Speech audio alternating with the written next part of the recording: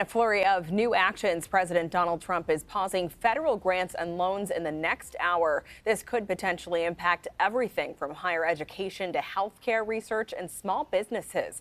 The Office of Management and Budget is directing federal agencies to assess compliance with President Trump's priorities. The freeze memo specifically mentions financial assistance for foreign aid, what it calls woke gender ideology, and the Green New Deal. Even grants that have been awarded but not spent are supposed to be halted. This is not a blanket pause on federal assistance and grant programs from the Trump administration.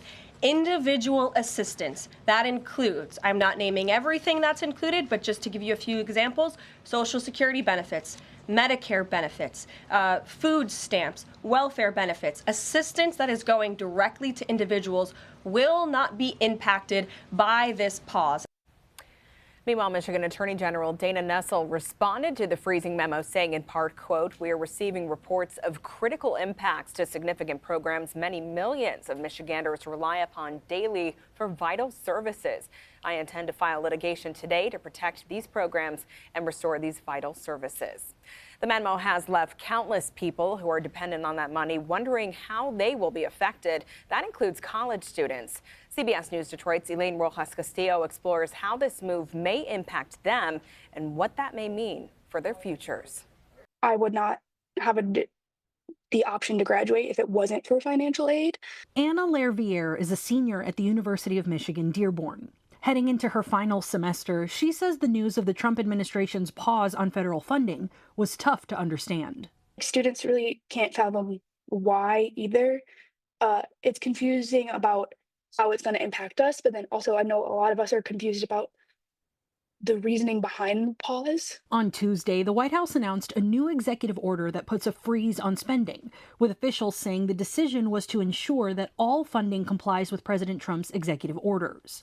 Those with the Mackinac Center for Public Policy, a Michigan-based conservative-leaning economic think tank, says the move addresses a key concern.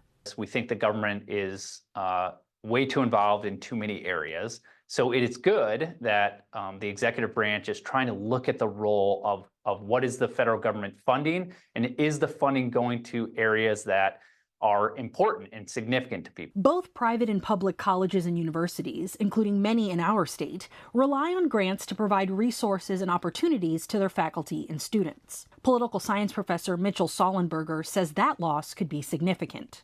It could be a systemic hit on higher education. And I would imagine most higher education leaders are scrambling right now to figure out what it means. On top of her studies, Lariviere is also the president of Dearborn's first-generation student organization, which works to connect and uplift students who are navigating college on their own.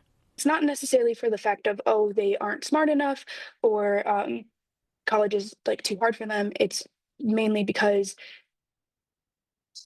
they don't have the same support. As she tries to support her fellow first-gen students through the unknown effects of this pause, Lariviere wants those in power to understand who they may be impacting.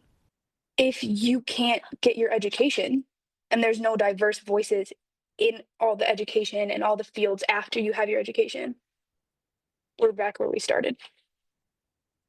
And that's just not progress. Elaine Rojas Castillo, CBS News Detroit.